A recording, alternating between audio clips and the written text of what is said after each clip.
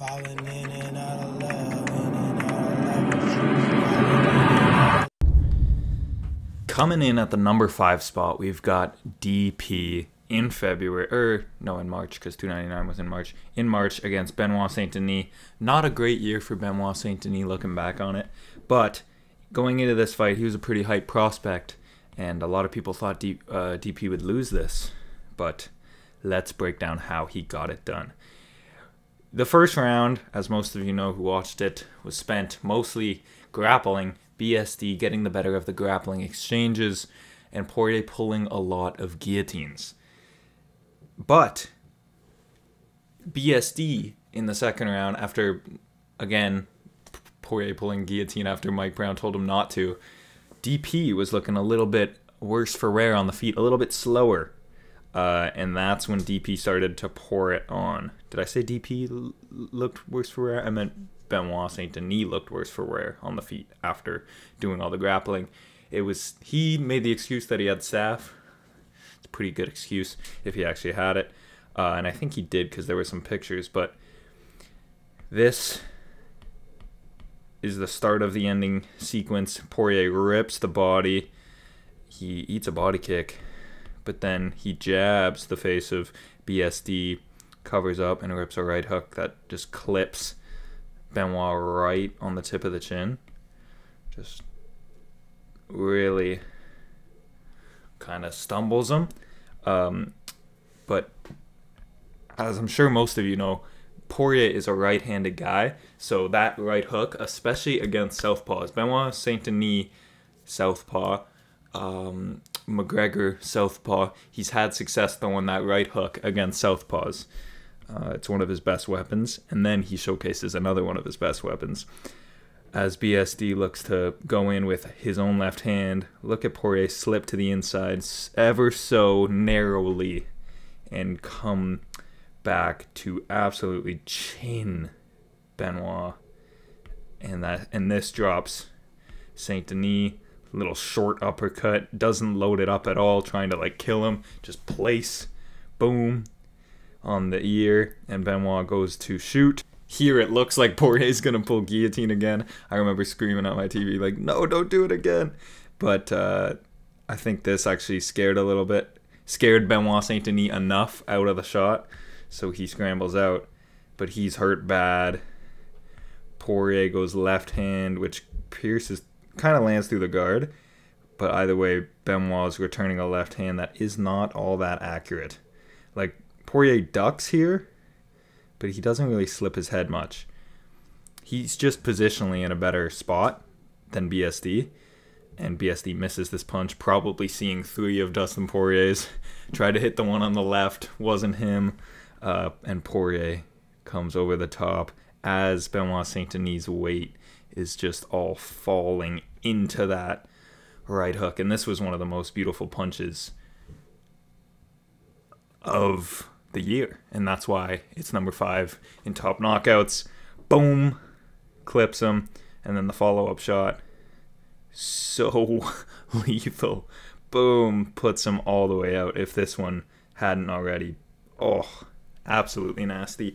Poirier, a pretty good year for Poirier, although he went 1-1.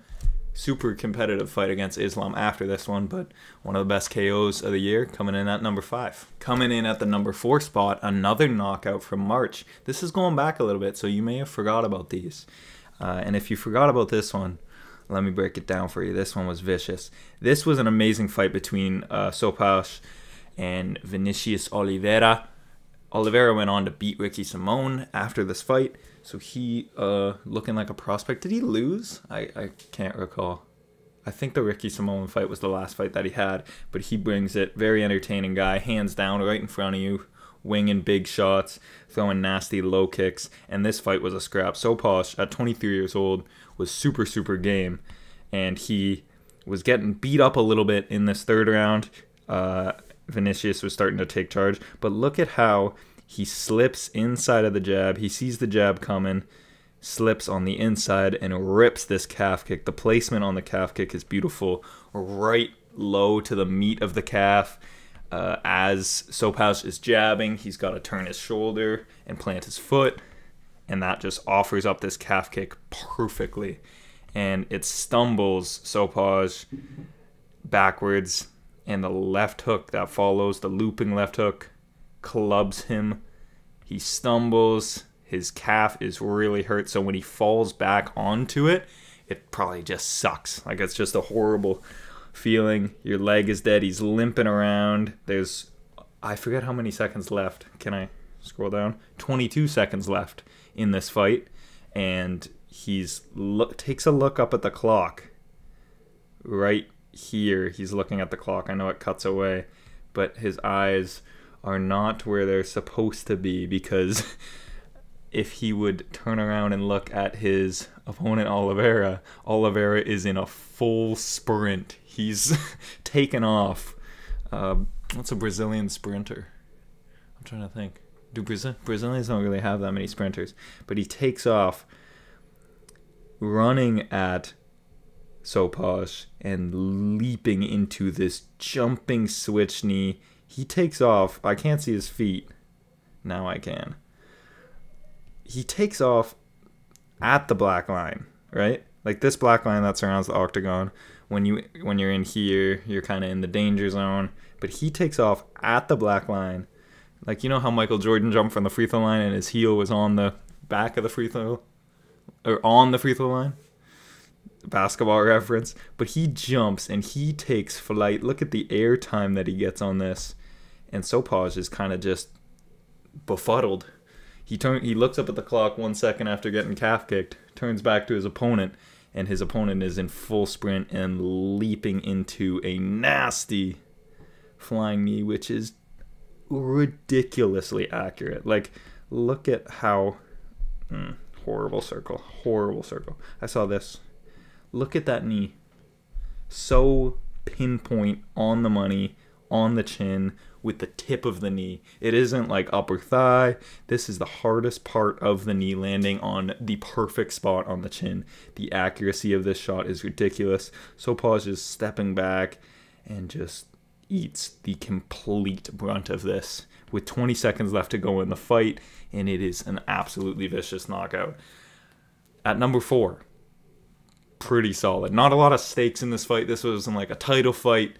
So if you take things like that into consideration, it's like, okay.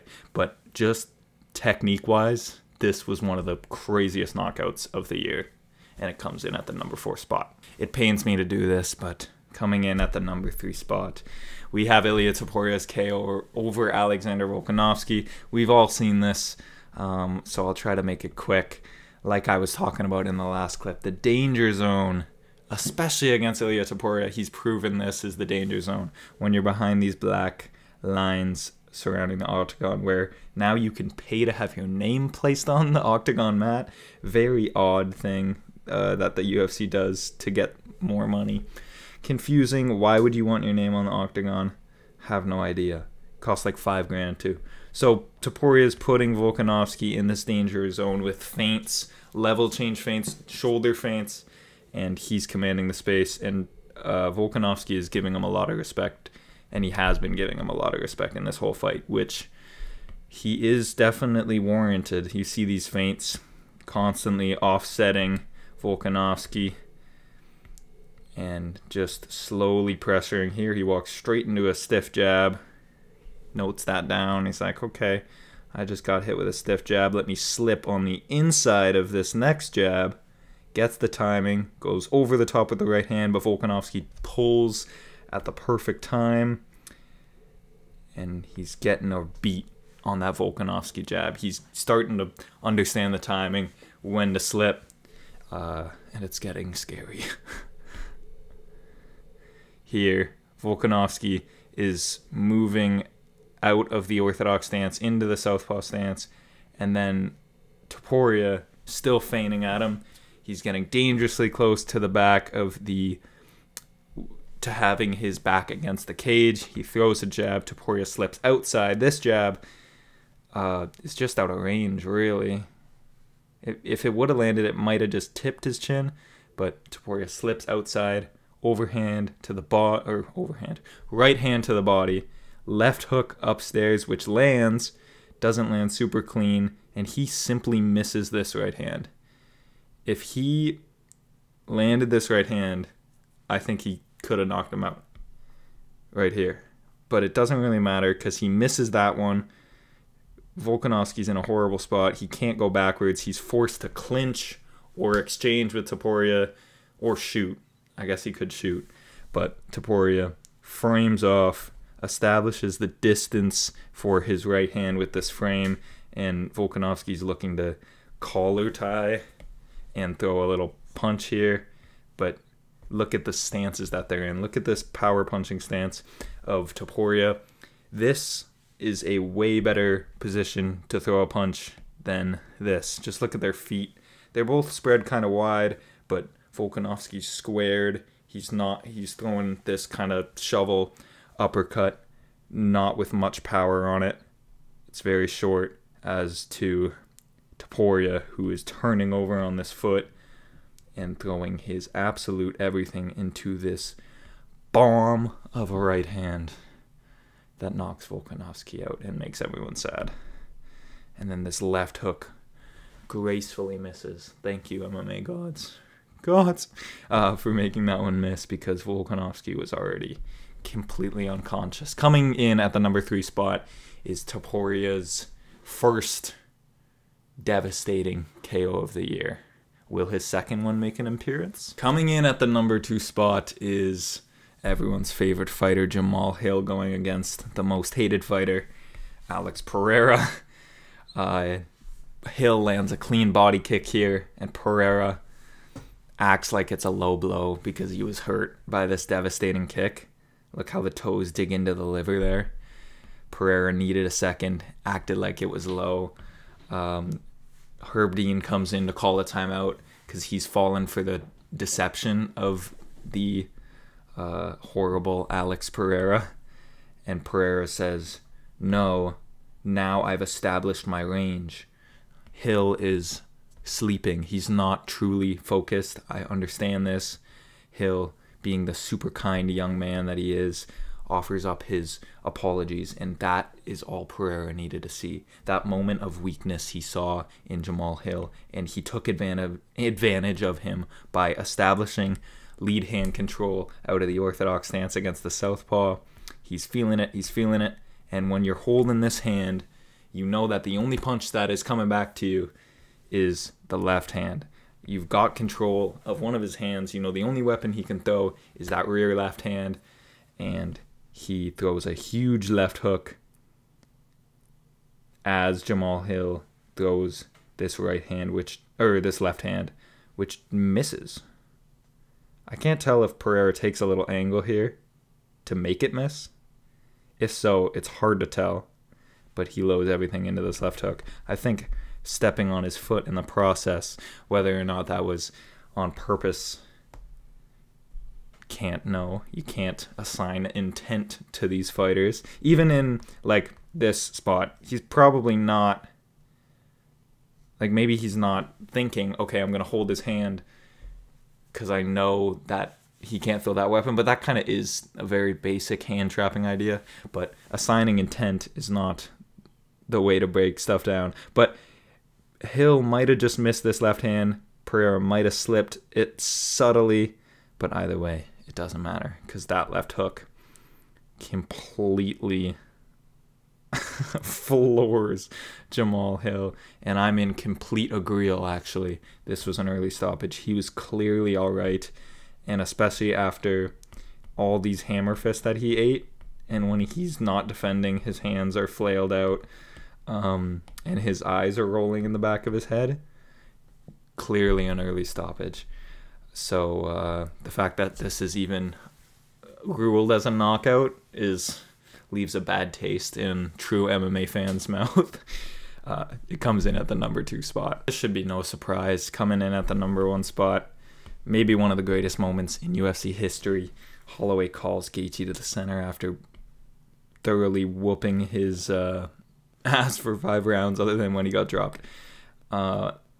Slips on the outside of this uppercut as he's throwing a left hook. Look how slick that is, actually. Whoop.